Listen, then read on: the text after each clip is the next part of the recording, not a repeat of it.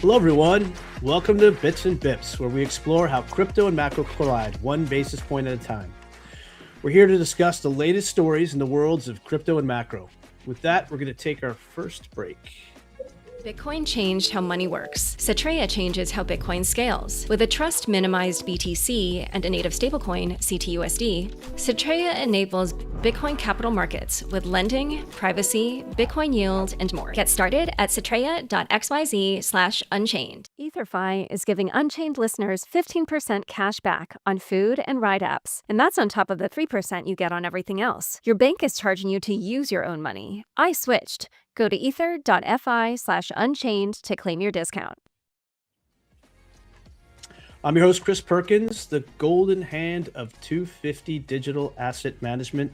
And today, the good professor, Austin, is off teaching and doing what he does, so I'm going to sub in as the host. And I'm here with my co-host, Ram Ahluwalia, Maester of Wealth, leader of Lumina. How are you, sir? Hey, Chris. Good to see you. Doing well. How are you? I'm doing well. Lots Perfect. going on. You were telling me before on the pre-call you're super bullish. But what's on your mind?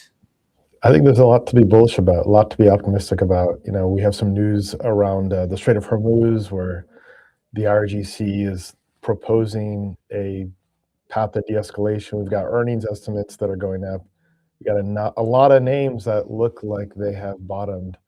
So we can take it where you want, but that's what's on my mind. All right, and yeah, let's start off with Iran. We'll just go through that quickly because I think that's really been in the driver's seat, right? We haven't reached.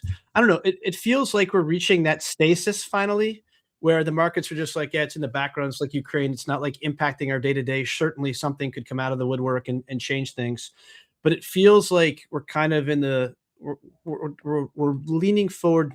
I don't want to say to the end because I've been in that position before where you wake up and you're in Iraq a decade later. But it does feel like we're starting to reach stasis. Anyway, lots going on there. We're seeing that the blockade is having its intended effect. It's putting a lot of pressure on the regime. But what are you observing? Well, here's some news that came out of the Wall Street Journal about 20 minutes ago. It's titled, "Iran Wants Deal to Lift Hormuz Blockade That Postpones Nuclear Talks." So they've presented an offer, and that offer includes stopping attacks on ships in the Strait in exchange for a full end to the war, which is what Trump was looking for. And it includes a lifting of the U.S. blockade on Iranian ports and a postponement of nuclear negotiations. So saying, hey, look, we'll kick the can on that. It doesn't look like the proposal includes a lifting of sanctions other than allowing Iran to move through the Strait. So like their economy needs cash flow. The blockade's been successful. You know, we talked about this a few weeks ago where CENTCOM made a move and they ran the "I am the captain" meme against Kaiser Sose. "I am the captain" meme won, but overall looks good. You know, the bear case is that there is still a significant buildup that is taking place. As you know, there are a lot of airlists moving heavy equipment into the area. Overall, though, I would still be constructive. You know, we've got a meeting between Trump and Xi Jinping taking place soon. I think he wants to have some clarity going into that and have some finality around the current situation. And you've got the American bicentennial coming up on July 4th also. So Trump needs wins on the board. He needs to bring chaos down. And it looks awfully similar to a replay of what we saw last year, almost to the week. Yeah, so we've got the midterms coming as well, which is going to be very, Trump needs something. But as we're looking at the timing, right, he is facing incremental pressure, but at the same time, on the domestic front, but at the same time, we are also the Iranians are under pressure because if they're actually sending old oil rigs in to fill up, because if they overflow with their oil wells, it's going to hurt them for a very long time. So it feels like this is coming to a head. You nailed it. Right. So Iran needs to use these old oil tankers, otherwise they're forced to shut in the wells. And when you shut in a well, you're taking a well that was once productive and you've got to put it on the back burner. And just the nature of Iran's oil and how they use water and natural pressure to bring up the oil, they are not in a good position to do that. It will cause significant damage if they're forced to shut in wells, and it'll be hard for them to recover from that. So overall, I would say the response of CENTCOM and Besson2 here over the last few weeks has been brilliant. We talked also about how, look, if you're in the IRGC, they've got families too. They've enjoyed a few weeks of respite from bombs and attacks. Like they want that to continue, and they want to focus on the local political struggle, and they've got to vie for that kind of position. That seems to be what they're focused on here. So overall, this is good. Yeah, I agree. This is receding into the rearview mirror, like Ukraine did as well. And the economy can handle higher oil prices. So the world is less energy dependent. At least certainly the United States is, as it has been in the past. Did you see the news about Tether? So Tether in the U.S. government, Besson's talked about the pivot to Operation Economic Fury. And the U.S. government actually worked with Tether to seize over $300 million of stablecoins. And like, we've been talking about this all along. Like, hey, if you want to get paid in stablecoins, good luck to you, because these are centralized assets. And that's exactly what's going to happen. You're going to get seized. So I think the added incremental economic pressure, it feels like we're actually stabilizing. It feels like as this lifts, provided there's not too much damage done to oil and it impacts inflation, et cetera, it feels like it's a good setup for markets. Do you agree? Yes. No, I mean, I think the setup for markets is very attractive. You're getting me excited, Chris, now. We start on markets. Look, here are the headlines. Number one, the S&P bottoms-up analyst estimates for year-over-year earnings growth is 19%. This is bananas. These numbers are absurd. Last year, year-over-year earnings growth was clocking around 12%. That was strong too. We're seeing an acceleration in earnings growth. So every element of the GDP equation is moving in the right direction. The government is spending like a drunken sailor, unfortunately. So bringing to the present spending, that's bullish. Obviously, defense tech is a big part of that. Industrials, data center. Second, CapEx spending is going up on AI. The AI stories flipped from AI apocalypse to we need more compute yesterday. Claude's doing the rate limiting. Everyone needs data center, and CapEx spend from the hyperscalers is there. And you're about to see more CapEx spend from the Pentagon. So they're the new customer on the block. They're just getting started. So, and then the consumer is healthy. We saw that from bank reported earnings, from the large banks, the credit card issuers, to the regional banks. Banks are lending. When banks lend, the borrowers use those funds to make investments. Jobless claims are low. Inflation remains higher for longer, but Warsh is a new incoming guy. He's not going to want to raise rates. So owning real assets and owning market assets seems like a very compelling opportunity. And plus, a lot of people have cash. They got scared out of the market. They're trying to get back in the market. They're buying dips. I expect they will be buying dips. And this week, we have tech earnings season. Yep. 45%. Yeah, so what do you expect? Report. Yeah, I was going to ask you about that next. Yeah, what do you expect to see out of that? What are you looking for? What are you not looking for? What I would look for is ROI on CapEx spend, and it's going to be there. It was there last quarter. It was the quarter before that. Like, the overhang was really around sustainability of CapEx.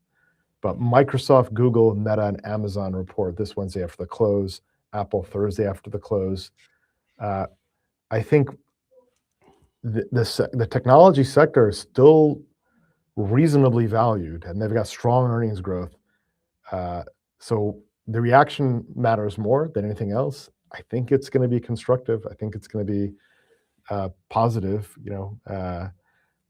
Each company has their own unique story. Microsoft has a lot of CapEx spending on cloud. They're going through a divorce process with OpenAI. It looks like they've contracted that out. We can come back to that later. We want to see these other companies report too. But overall, though, like the world shifted from AI apocalypse to the world needs more AI compute yesterday. That's generally bullish for these cloud providers. Yeah, let's talk about this. Yeah. No, I think it feels like a constructive setup. across the board. I want to unpack a little bit what's going on with OpenAI. This news just recently broke. So Microsoft is going to remain OpenAI's primary cloud partner, and OpenAI was going to products will ship first on Azure. Microsoft is going to continue to have a license to OpenAI IP for models and products through 2032, but Microsoft's license is no longer going to be non-exclusive. Microsoft will no longer pay a revenue share to OpenAI, and the revenue share payments from OpenAI to Microsoft will continue to 2030, independent of OpenAI's technical progress. So this seems like, what's your take on all this? Is this friendly? Like, hey, we're both like, we agree to disagree. We're, how do you think about it? Conscious decoupling or whatever you call it? Yeah. Yeah. Let's do winners and losers on this. Like overall, Microsoft's the winner here.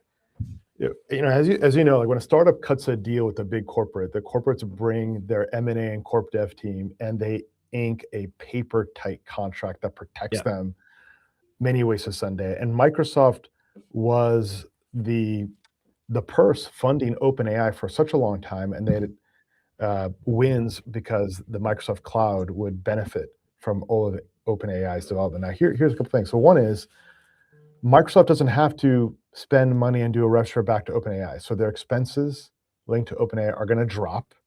Number two, they're going to enjoy revenue from OpenAI through 2030. So they have the upside on that. And third, they have rights to the OpenAI IP through then as well. The R&D for these LLMs is significant. You're going to spend tens and tens of billions of dollars to do model training runs. Microsoft gets a free call option on all of that. So, the context was, as we talked about, I think maybe a month ago, OpenAI cut a deal with Amazon, and Amazon invested in OpenAI. OpenAI needed the capital to keep up with Claude. OpenAI is saying, hey, we are growth constrained because we don't have compute. Amazon, as a result, got OpenAI to do a deal. There was a report in the Wall Street Journal that OpenAI violated their agreement with Microsoft. And we all wanted to see how this would play out. It looks like Sam cut a deal that was illegal under contract law and was going to play figured out later. Well, the later just happened, and they reworked terms with Microsoft. But if you're in breach in a contract, if you're the breaching party, you don't have the negotiating leverage because the party that claims breach can allege damages. So Microsoft, it seems to me, ironed out a great deal where they can get more revenue, less expense, and a call option on the IP. So I think it's a big win for Microsoft. It's one of my top 3 positions right now, too. I think the asset's mispriced. Got it. And then you see OpenAI. Did you see the rumors about the phone? They're launching a phone. They're putting together they're teaming up with 2 semiconductor companies. We'll see. They brought in Johnny Ive from Apple to go design this. Now, remember like when Meta launched the Ray-Ban glasses? Like, they sold a lot, but it wasn't really material. Like Meta's got distribution on its apps, but it's hard to sell a physical product without stores. That's what we're looking at. So we've heard this rumor for a long time, and then today, I think earlier this morning, it was tweeted out that yes, they're working on a phone. You saw Qualcomm respond quite favorably, but like I was looking at world price and it really didn't respond. And to your point, it's very. We've seen other projects in the crypto space like Solana, Anatoly, he's a Qualcomm guy. He's been trying to push out his phone very, very hard to find product market fit. If they do, though, it could be a pretty nice unlock across the crypto space as well, particularly as you're trying to figure out proof of humanity. If it's an agentic friendly phone, like I don't know what the next iteration of interface with the internet's going to be, right? Like, is it really natural for humans to be like this all day long? I kind of don't. I don't think that's our natural state. And so I do think eventually we're going to evolve beyond that.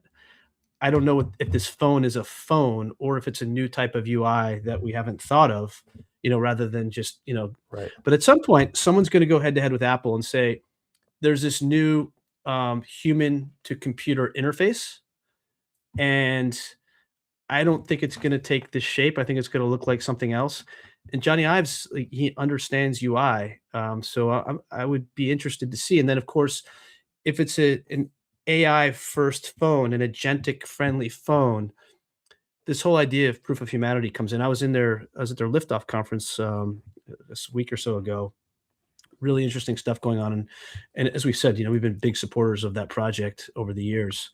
Um, so I think it's worth noting, but I'll also say, like, product market fit, disrupting the incumbents. Let's talk about Apple a little bit. They've faced incredible criticism for not being AI first, but this is a company that tends not to be first, right? But when they come to market with the iPhone, they crush everybody else. As you're watching Apple earnings as well, like, what are they going to be doing in this space? Because it looks like Sam is coming after them on the phone side, or some iteration of it. Yeah, I wouldn't be worried if you're Apple or Google about disruption from OpenAI. The lock-in and the ecosystem around these platforms is significant. The switching cost to get out of the Apple ecosystem is so high. OpenAI doesn't really even have like an app store now. They're trying, but it's not a real credible offering. Those platforms can be agentic AI friendly. They will be, right? They can do anything they want to go do. If there's a customer need, they'll fill and fit the need. So I'd be skeptical on it. It's just a lack of focus. OpenAI is not focused. The best form factor, the most intuitive one, is how we're communicating. It's just audio. When I'm driving, I talk to AI regularly. When I'm going for a walk, I'll talk to AI. And that just requires a mobile phone with a GPS, some local compute, and headphones. So that might be the form factor up until we get the R2-D2 projection of Ben Kenobi. Maybe the holograms come 5 years from now. I don't know if we have that technology yet. But I think the form factor, really simple: audio, mobile, together. So we'll see. Like you said, it's hard. Like Solana is trying to develop a phone. It's extremely hard to get customers to switch. Yeah, maybe it doesn't have to be a phone, but it has to be something different, or definitely something innovative. And we've seen Sam do that before. I think one of these episodes, you're going to say something positive about Sam Altman. Like, we should start a prediction market on If that it. happens, you should call like the 911, and they should check that I'm not being held against my will here, because it's really, I find that You know what? hard to believe. It'll be a deep fake, right? But you know what? We have to get you world. I was at this World Lipoff event. They have like this new technology, right, where you can use your proof of humanity ID. They can do some social graphing, and you can prove that you're a real person and not a deep fake. So it'll probably be the deep fake ROM that shows up. It will absolutely be the deepfake ROM, or it'll be April 1st. I mean, it's kind of an incredible individual, right? He's being sued by his first shareholder, Elon Musk. Elon was going crazy today. Did you see that? No, but it looks like that the legal battle that he's pursuing here is going to be more uphill. But go ahead. What happened there? No, he was just going off on how he was saying a lot of disparaging things about your buddy Sam Altman on Twitter. Yeah, on his own platform. I got to dig in more, but it looks like that the legal suit, that the complaint that Elon filed, is going to be more. I mean, Anthropic, which now in the secondary market has a bid around $1 trillion amongst retail investors, right? Yep. So it's ahead of OpenAI now. It's got more growth. OpenAI is saying, we are growth constrained. They're saying, oh, we need more money to grow. Can you give us some money? Can you raise some money? Claude, Anthropic, had less resources, less compute. They started later, and they're ahead of the pack. And the CEO of Anthropic, Dario, came out from OpenAI. And OpenAI has spawned so many competitors. Now, many of them aren't seeing traction yet. The CTO went somewhere, started thinking machines, and there have been other spin-outs like Ilya. But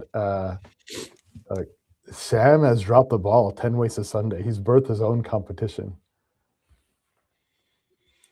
Got it. So as you're looking at tech earnings going into this week, you said you're super long Microsoft. How do you think about the others? Anyone that you're? I think the others will, in general, do probably fine. I mean, it's like, Meta, we just got to see, are they spending on CapEx like a drunken sailor or not? The core business does really well, though. They can fund it because they keep growing earnings. We like that too. I think Google will do really well in their cloud business. They showed up 30% cloud growth. They're benefiting more from their chipset as an alternative to NVIDIA, but they don't have enough capacity on that because NVIDIA locked down pull the capacity from TSM and the semiconductor ecosystem, right? But Google has all sorts of ways to win here too. Amazon rallied ahead of earnings on news, including around Claude and OpenAI. So, that's more on the expensive side. So is Apple. So I'd be interested in some of the other names like Meta, Microsoft. But overall, though, like, hey, this is the Mag 7 names were sold off. Many of them haven't fully recovered. So I think there's still opportunity in that bucket, especially if they have a cloud business. Yep.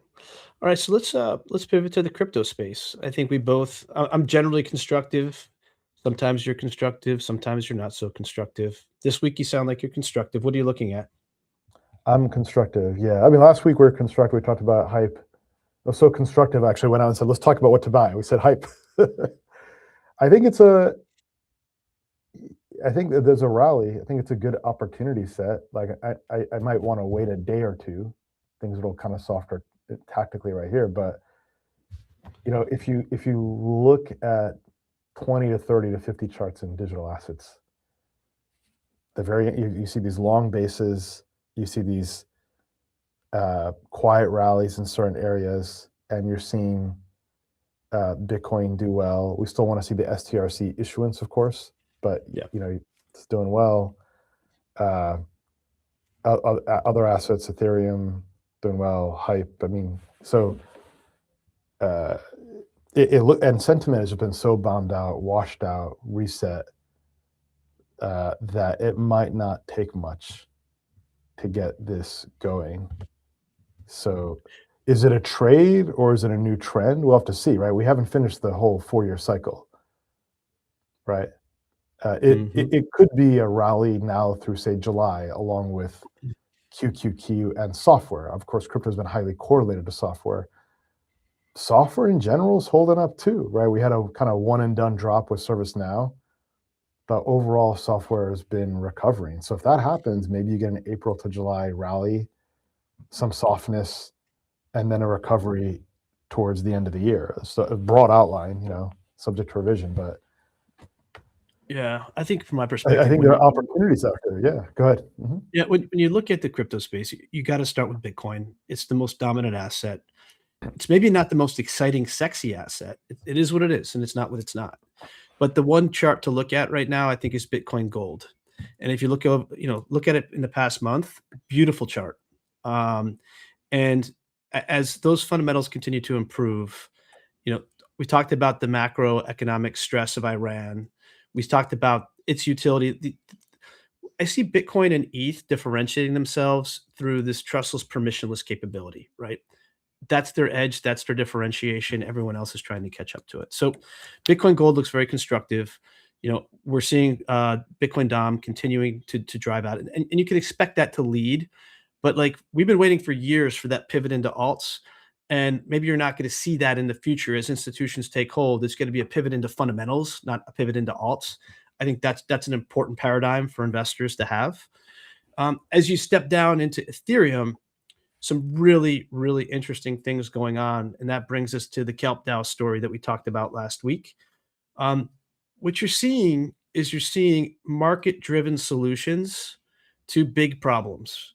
And I will argue that Kelp DAO Layer 0 hack is a really, really big problem. It demonstrated the interconnectedness of DeFi. And frankly, something we've been talking about for a very long time, the security issues across crypto and DeFi. Like these things have to get addressed. Every time there's a hack, that we get a little bit harder, and do we learn from it? Yes, but it's this cat and mouse game. Some people think that, hacks are going to be a thing of the past because once we get our hands on Mythos and other AI technologies, we're going to really, really harden them. I don't know. I think it's always going to be cat and mouse. You're going to see big hacks. And it's scary. Yep. Like, how can you bring the $127 trillion equities market on chain if you have these massive security issues? And like I said, a transfer agent isn't going to protect you because once you get out of Dodge, you flip it into Bitcoin, you're gone, and someone's going to be left with a bag. And we're dealing with a bag right now. There's a big bag in Aave. And what's been, in a way, beautiful to see is DeFi United coming together. And so we're seeing competitors, saw Avalanche, Solana, and others participating in the recovery efforts. Why? Because they're being smart, they're being thoughtful, they're being strategic, and they're realizing that now is not the time to burn everything to the ground. Now is the time for the market to find market-driven solutions, which is very, very core to why many of us are in crypto in the first place. And what you're seeing, we're seeing like, these, we don't know all the details yet. And I'm very excited. And I'm going to tease that I think we're going to do something really special with the details here in the future. Don't know them personally, but I know that they're coming together. But you're going to see a market-driven solution here, and it's going to repair for the time being the damage that's been done. I think there will be some pain in certain places, but if you're long-term, you think that we're going to navigate through that. And that leads us to like the bigger question: why are we letting state actors ravage this ecosystem, this young ecosystem? I've been very annoyed with some of the people who are like, "Hey, this is it's an environment that you have to be prepared for, and it's non-permissive, it's brutal, and like shame on you if you get hacked." I don't know, man. I think that the sophistication of these hacks gets more intense every single time. It's very, very difficult right now as a human. We're all flawed in many cases to not be socially engineered, but my point is that we need a policy response, and I'll continue to say it till I'm blue in the face. What would that look like? What would the outline of the policy response be? Well, what I've said for years, well, I guess more than a year now, is we need to increase our surface area of security. We need to empower the private sector to go out on the offense against those that are hacking us. We need to hack them back, and we need to make it very painful for them to Yeah, let's do it. Yeah. So we need to go on offense. I talked to Democrats about it. They're like, I like offense. Richie Torres is like, hell yeah. I've talked to senators about it. They like it. We just got to bring enough attention to folks to understand it's security that's hurting our next evolution, that's hurting the institutional adoption. Institutions want to come in right now. They're begging to come in, but they want control. I don't know if they're going to avail themselves. We talked about this in the past. Like, decentralization is fine in certain levels. I think, and that's okay. You can have a centralized front end, a decentralized back end, but they do want control. But if they're entering a system where they're happy to take market risk. Many investors take market risk all day long. But if I'm going into an environment where my assets may get stolen and I'm not so sure, we got to figure it out. It's like the Wild West back in the day. Like, we need law enforcement. We Jesse James has to get thrown into jail. We can't have this anymore. That's what's required next. So anyway, Bitcoin constructive. Yeah. The thing I love about Ethereum is that, time and time again, the community has come together, whether it's moved from proof of work to proof of stake, or in this case, or even in the DAO, they came together. Like they're coming together once again to work through this as an industry, which I think is very, very positive long-term. Near term, it's a little bit painful. And then as you go down the stack, again, it's about fundamentals, fundamentals. No one has time anymore for the fluff. I think you're seeing as every day goes on, less fuss, more fundamentals, and that's what happens when professional investors continue to enter the space. Yeah, I guess a few quick reactions. Like, one is, in this past cycle, digital assets failed to hit all-time highs, unlike many other asset classes. Yeah. A lot of expectations were missed. There's still basic issues around security and these hacks with these established protocols. So, my view is that one should trade and not hodl and look for trends. So, these assets still compete with other attention assets that are out there too, including AI names, which can do well, and semis can do well over the next year or so, notwithstanding the next few weeks after an incredible run. So it's important to just keep all of that in perspective, and the quantum risks on Bitcoin are legitimate too. So I'm constructive, but I'm not hey, go max long, maxi this, maxi that. Like, Like, it's an You're, you're, asset. It's got a role. It's got an opportunity around it. Go ahead. Yeah. you're talking like a meme coin trader. I don't know about that. I mean, I would look for value. I'd look for real opportunities. Look for differentiation. Look for a story. I don't think the meme coin thing is a move at all. Actually, I think I people are know, going but if for you that. say, you're trading based on the meme, right? And I think that's a big part of it, the No, I attention, see. right? And so Yes, like the that's my attention. point. And Yes. like there's part of the attention that you need, and you can like empirically evaluate that attention. We have plenty of tools to do that. And you know what? That has informed a lot of price action in crypto to date. Why? Because it's a retail driven market. Now retail has been distracted, as you say, they're going after the next shiny toy.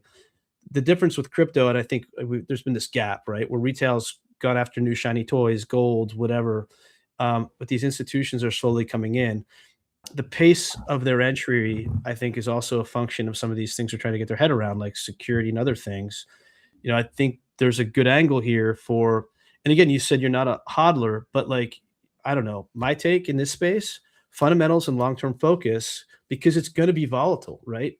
It's going to be volatile in this emerging asset class. So find good fundamentals, go long-term, and then make sure you're secure as hell. And I Yeah. think that's why you're seeing in this phase, you're seeing some of the big institutions coming in and saying, "Hey, listen, Bitcoin, awesome long-term asset. Don't worry, you're going to outsource the security to me. Put it in an ETF. I'm going to make it operationally easy for you." That's why you're seeing, these big institutions come in right now. Whether it's, name I want your to see. traditional institution of choice. I want. So Trump over the weekend said we have to do more for crypto. To do things for crypto. He just said that like yesterday. I want to see what they have in store, and the right tail surprise outcome, which is where things are more. That's where I would try to focus. Like, what's the right tail story that we haven't seen yet? Would be, does Trump negotiate a deal with IRGC where there's some settlement involved? I don't think that's outside the realm of possibility. I think it's more probable than people think. I don't think it's a 50% plus probability, but is it a 40% chance? Is it a 40 to 50? Is it a 40 to 45% odds? I would say it probably is. So you have two choices, right? What are the two things they've been looking to? Well, I guess you have three choices. You have Bitcoin, you got stable coins, or you get yuan, right? Those are the three ways that you can transact going forward. Bitcoin, trustless, permissionless. Obviously, you don't want to see, the Iranians buying this asset as an illicit, whatever. But it has that utility, trustless, permissionless. And it's kind of like gold, right? If you mine gold in your backyard, who's to stop you? You got stable coins, which again, best instrument for national security. You couldn't invent something better on a whiteboard. We just saw, how they seized the Tether assets, and then the yuan, which brings in additional challenges. If you're, any country around, do you really trust it? And how does that, how stable of a store of value is it? So, I don't know. What do you think? How does this play out? Well, if you're Trump, like there's a cynical way to take it, and there's another way to take it. If you say that if they're self-dealing, then it touches Wolfie token in some way, right? Not if you're Right? I mean, Justin Sun. Not if you're Justin Sun. He's right. done with it. So that's another angle, right? So let's go through it. So, or it touches Tron network, because USDT would be likely the mechanism, not Circle, because you're not KYCing the Iranian regime. So I don't think that it's Circle, or it's Bitcoin. I think those are the expressions, right? I'm not like placing a bet on this. I just think it's an interesting thing to consider, though. It's an interesting thing to Yeah. consider. So, but when you ask what he could be doing more for crypto, I think there's a couple of tricks still up the sleeve. We got to get clarity passed. Well, and I'm actually increasingly worried about that right now. I don't know if you saw, but Senator Tillis said, "Wait a second, ethics." He had issues around yield on stablecoin. Got through that. Haven't had a Congress chance, got a concern around ethics. What? That's right? the headline. That's And breaking and news right there. What? exactly. So it's been so frustrating to me. I talk to policymakers. I marched down to DC, and they're like, particularly when you talk to Democrats, they're like, "Chris, you know what? My constituents, they will not fly for this because unless ethics are addressed, that's it." And I'm like, come on, man. Like, we have ethical problems with trading throughout Congress on both sides. You know this. And they're like, we know, but politics, Trump, crypto, Trump, Oh, the can't Dems have it. really want this too. I mean, they are going to executives at Coinbase and saying, "Hey, you guys supported this, and look at Trump coin. Look at what happened. Look at the money lost." So I think they are serious about that requirement. What that looks like, I'm not sure. Yeah, it's going to come to a pass, and they're going to go after his personal holdings, and he's going to say, "I got real estate too. You want to get that?" And like, but like we've talked about this in the past. In his State of the Union address, he actually talked about the Stop Insider Trading Act twice, and that's the right way to do it. Would be to punt this into a greater, cross asset class ethics policy. That's the way to do it. And again, I would never be up here arguing that ethics aren't important. They're probably the most important. Why? Because our capital markets are based on clear, transparent rules of engagement that are not full of graft or insider trading or anything Right. like that. Trust and integrity. Right. Yeah. Exactly. Trust, integrity, transparency, etc. So if you undermine that, you've got a problem. But we continue to have issues. Speaking of which, did you see that prediction market? So they arrested a special operations individual for betting on the success of the Maduro raid. Did you see that? Yeah. He made what, $400,000? Yeah, yeah. What And do you think about that? well, he's Price one of discovery? many. Yeah, happens Say all the again? time. Yeah, he's Yeah, one is of that many, first of all, right? yeah, what do you think about At that? least, well, I'm glad they did it. I'm glad they, like found the guy, because we had seen reporting a month ago about how there were resignations from the SEC enforcement division due to failure to follow through and prosecute people that allegedly were engaged in insider trades. And we've seen a number of unusually timed large futures trades, like within 30 minutes of Trump giving a press conference. So there's more of it. Like, if you're the politically connected person in the White House, they don't come after you. If you're the guy doing the special operations raid, you don't have that political clout, then it looks like they come after you. So doesn't seem like even-handed justice to me. It's complicated. Look, people follow the examples of their leaders. That's it. You got to lead by example. If you're not leading by example, then people don't know how to interpret the rules of the road, or they make up reasons why they can engage in that behavior. So hopefully this creates a bit more clarity for people on what's permissible and not permissible. There's a lot of these hedge funds that are starting that are just betting on prediction markets, which I think is nuts, by the way, because I think the bid-ask spread and all this stuff. Like, did you hear about that guy with the hairdryer who took the hairdryer outside? Right? Yep.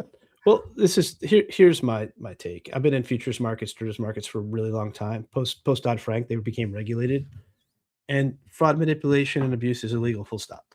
Like, and sometimes when new technology comes out, people or new innovations come out, they think that the rules don't apply. Derivatives do. They're fully regulated. That's illegal. I disagree with you that the special operator who bet on a military operation should be treated the same as others, because as a military guy, people could die because they tipped off the enemy and they were on hypervigilance and they shot down whatever. So the consequences of that are incredibly profound. If you're betting on military operations, if you're listing markets on when a land invasion is going to occur, yeah, free market's wonderful, but when it leads to people's deaths, it's a problem. And I've had plenty of friends that have died in combat, don't need it, don't like it. So I do think the consequences are different. So to the extent that one of these I markets agree is with that. If you're saying to be more severe, you're saying more severe. For sure. Yeah. If you put people's lives at risk, there's consequences. They should enforce the law, first of The all. law has to be enforced everywhere, right? But the consequences are much more profound. You can kill people if you tip off operations. So I think that will be regulated away. For the unregulated businesses, how do you have accountability? I don't know. That's an interesting model because there's still a lot of centralization out there, and I think you probably could find ways to hold those folks accountable. And again, I love decentralization, but not when my friends get killed. So I don't know. That's something to think about. Cool. Why don't we take an ad break here, and we'll come back, and there's plenty more to chew on, Mr. Ram. Bitcoin changed how money works. Satreya changes how Bitcoin scales. Satreya uses Bitcoin as both the settlement and data availability layer. As Bitcoin's application layer, Satreya enables the first trust-minimized BTC on a fully programmable platform and a native stablecoin for Bitcoin, CTUSD. Satreya offers Bitcoin capital markets with lending, privacy, payments, Bitcoin yield, trading, and predictions. Satreya expands Bitcoin's utility without sacrificing its security. Satreya mainnet is live. Get started at satreya.xyz/unchained. EtherFi is giving Unchained listeners 15% cash back on ride shares, groceries, and restaurants right now, which honestly is kind of wild for a card like this. On top of that, I'm getting 3% cash back on every single transaction using my actual crypto. No conversion fees, no nonsense. My bank never once did that. And it goes beyond just spending. You can borrow against your holdings at 4% or less, which is super useful if you don't want to sell your assets. You can also earn on all major assets up to 8% APY just by holding. And moving money is just easy. No hidden transfer fees, no friction. It just works globally. If you want to check it out, go to ether.fi/unchained to claim your offer. That's ether.fi/unchained. If you gave me $50 right now, the first thing I'm buying is a pair of espadrilles. Coinbase One member month starts with 20% off your first year of Coinbase One, plus a $50 Bitcoin bonus when you spend $100 with a new Coinbase One card in your first 30 days. It's 1 month of more rewards and prizes all month long. Coinbase One is the ultimate membership to make the most of your money, and I know because I'm a happy Coinbase One member. It gives you 0 trading fees on thousands of crypto assets, 3.5% APY on USDC, boosted staking and lending rewards, and up to 4% Bitcoin back with the Coinbase One card. If you trade crypto regularly, the basic annual membership can pay for itself. Enjoy bigger rewards, exclusive drops, and experiences that money can't buy, all with Coinbase One. Sign up now to get a 20% discount on the annual plan, and so you're locked in for the weekly rewards drops starting on May 4th. Visit coinbase.com/unchained to get 20% off the first year of your annual plan today. Offers valid until May 31st. Terms apply. Coinbase One card is offered through Coinbase Inc. and Cardless Inc. Cards issued by First Electronic Bank. Bitcoin back rates are based on cardholders' assets on Coinbase. All right, Ram, we're back. We started talking about prediction markets, and I think we've agreed. I wish we could find someone who disagrees with us so we can have a nice debate. But look, these are for the regulated ones. You can't manipulate them. For the unregulated ones, there's probably needs to be some kind of accountability. But I'm also seeing new ETFs that are coming out that include prediction markets. How are you using prediction markets to inform your investment thesis? I think in time, personally, you're going to be able to use them for all different types of things, particularly as you evaluate a company, you evaluate aspects of a company. Are you starting to include that into your discipline as you're looking at underwriting? We've had prediction markets like the Fed Fund futures contract for interest rates. That's worth taking a look at. But now you have prediction markets on events such as the outcome of congressional elections. So that's something that we're looking at, right? If you know whether the House and Senate go one way or another, then that can tell you whether, say, healthcare stocks linked to Medicare Advantage or solar stocks are worth owning. Those would benefit if Congress were to flip, right? So we're incorporating that in our AI and our app. I think you got to focus on the right markets, though. There's a lot of noise out there. Find the things that actually matter. So, policy decisions, rate decisions. I think there's some opportunities now and then that come up. I saw that the prediction markets were predicting that Kamala Harris has a high likelihood of being the DNC nominee. Really? I would take the other side of that all day long. That seems totally offsides to me. Someone that didn't go through a competitive process and lost an election. I don't think they're going to back that horse again. So Yeah, what do you I think? think we're barely touching the surface of what these prediction markets are going to give us. Most of them, are quasi permissioned at this point. I think with HIP4, you're going to see all different types of new markets coming out. Ultimately, you're going to be able to dissect,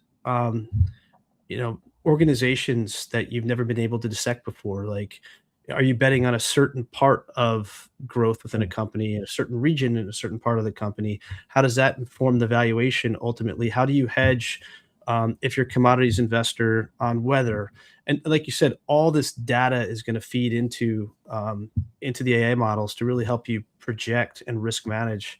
So I think it's still early. Do you have a view, Polymarket versus Kalshi? I mean, clearly these guys love I'm each not other. close enough. I'm not close enough to it, but I am.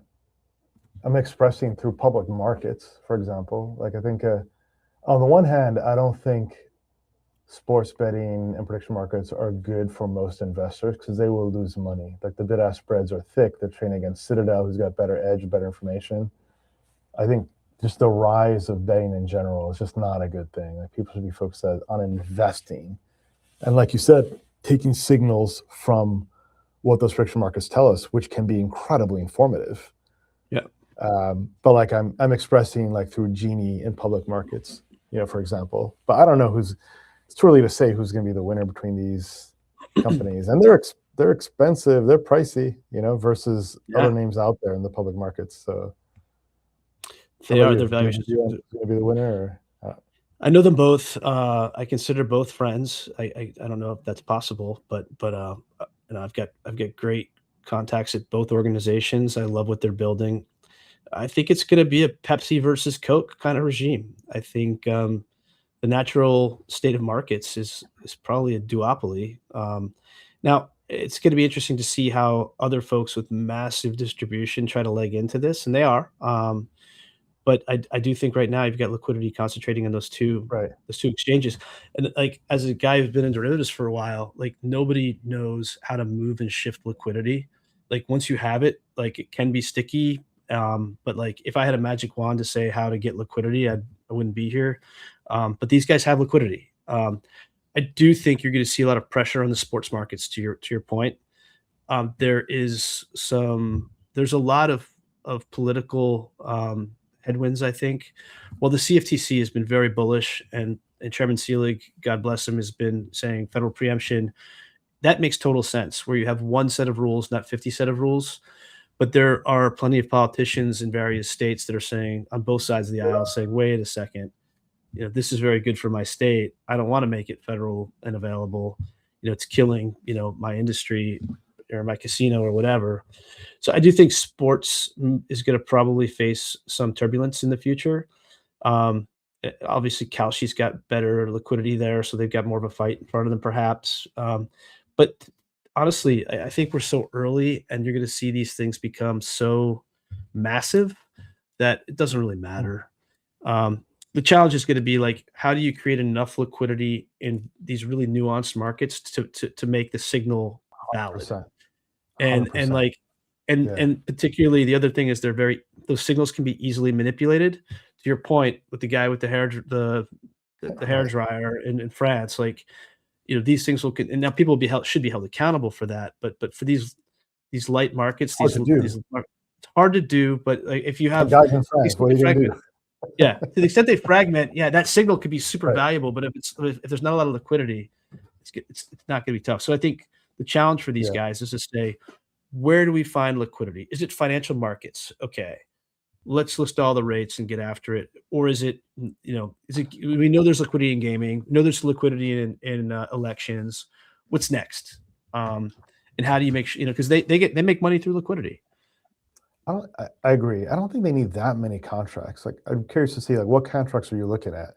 Like policy, big events like Strait of Hormuz, interest rates. Is the market going to go up or down 100 points? Like, those things matter, but you don't need 1,000 subcontracts. Like, I expect we'll get the 1,000 subcontracts anyway, but I don't think we need that. The unlock is in a few categories, create liquidity around those categories. So that's the value for the exchanges. because that's where they're going to make all their money, their ticket fees.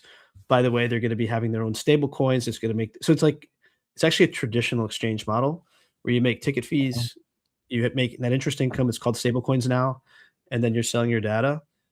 But for the user, as you start thinking about, if you truly want to hedge unique markets, maybe some of those Mhm. thinner bespoke markets get really interesting for you if you can trust them, if there's enough liquidity. Yeah, So it is super interesting. I mean, I agree. Like, I'm on one of these sites right now, and it is just fascinating. It's like, okay, how high will oil get by December 31st, 2026?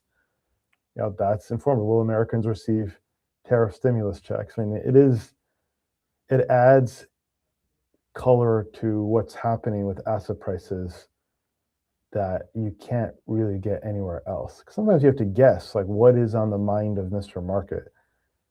You can see what the market is discounting. So, I think they're phenomenal. I just don't know that we need 1,000. I get your point. I got to make money on these other contracts, but yeah. All right. So as we end this session, sir, you seem pretty constructive on Mr. Market. You're looking forward to earnings coming up this week. Anything else in your mind as you're navigating the markets this week? I would just say this, like, I think people might be feeling like they missed the bottom, they missed the rally. The S&P is at all-time highs. There are so many incredible businesses on sale. There are many opportunities out there. They're not in the areas that you might have historically owned, or maybe they have been.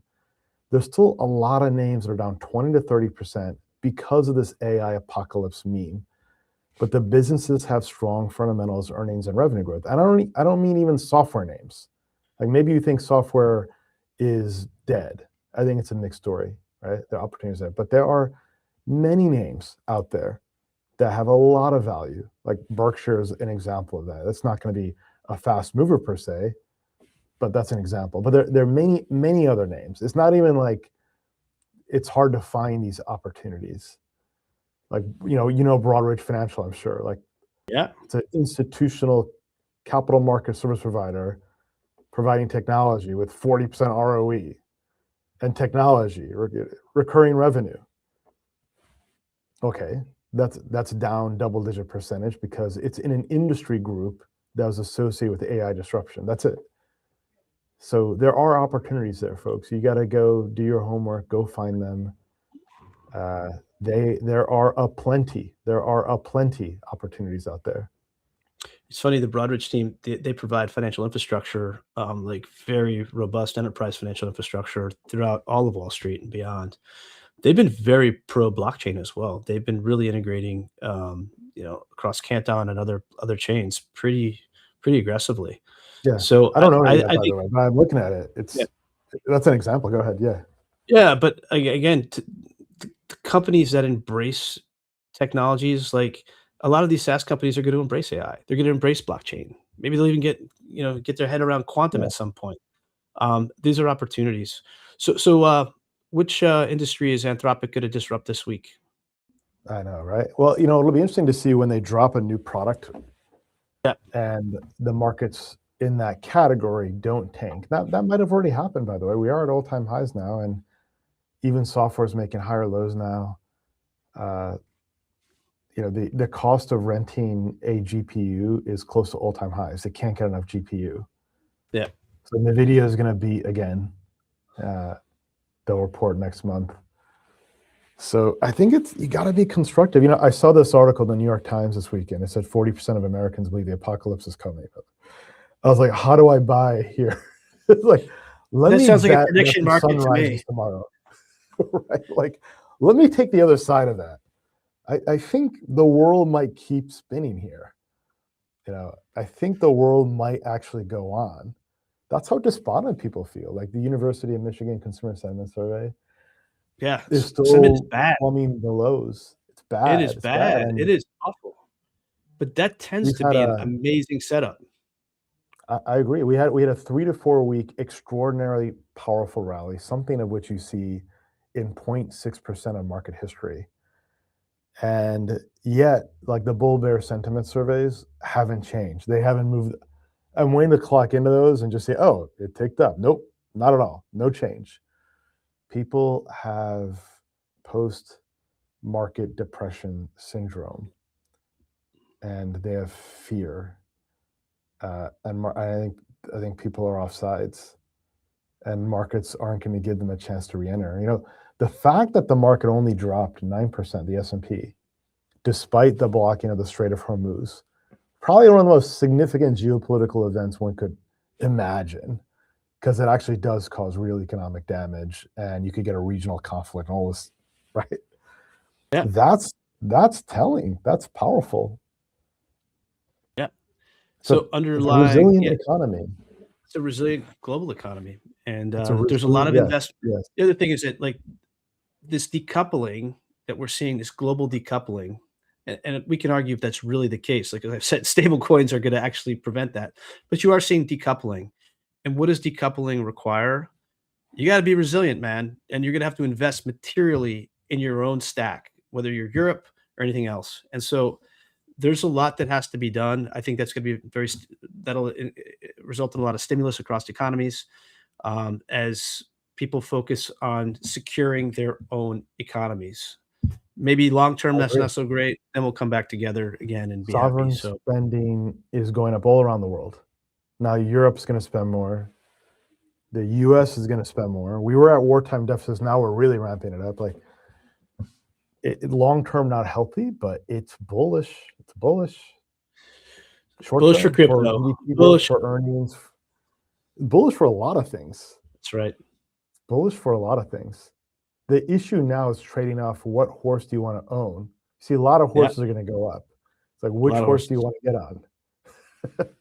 That's right. Cool, man. Well, unless you got anything else, let's leave it there. Let's leave it there. Terrific. All right. Pleasure. Good to see you, brother. All right, everyone. We'll see you back next week on Bits and Bits, and maybe we'll have the good professor back. Thanks for joining. Thank you for watching, and hope you enjoyed this episode of Bits and Bips. Just remember, nothing we say here is investment advice, and please check unchainedcrypto.com/bitsandbips for more disclosures.